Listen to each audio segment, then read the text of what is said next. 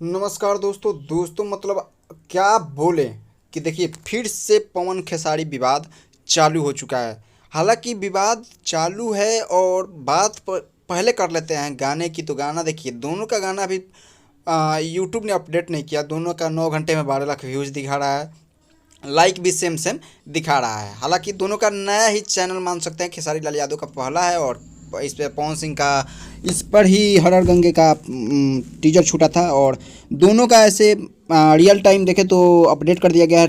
2 million views है, लेकिन YouTube ने अभी तक अपडेट नहीं किया है और थंबनेल द्वारा अपडेट कर दिया गया है। भाई चोरी का किसका है, इस पे थोड़ा बात कर लेते हैं। देखिए, चोरी मैंने पवन सिंह का बहुत पहले इस टी शर्ट पे एक्ट्रेस के साथ और उनके टीम के साथ ये फोटो देखा हुआ है बहुत दिन पहले। हालांकि पवन सिंह का ये शूट बहुत दिन पहले हो चुका है। और खेसारी लाल यादव की बात करें तो खेसारी लाल यादव लगभग कितना दिन से 2 से 3 दिन हमको लग रहा है कि ये लुक में आए और 2-3 दिन पहले से ये गाना मुझे दिखाई दे रहा है कि शूट हो रहा है। तो मुझे तो भाई खेसारी लाल यादव का ही चोरी का लग रहा है, क्योंकि पवन सिंह अभी तक चोरी नहीं करते हैं।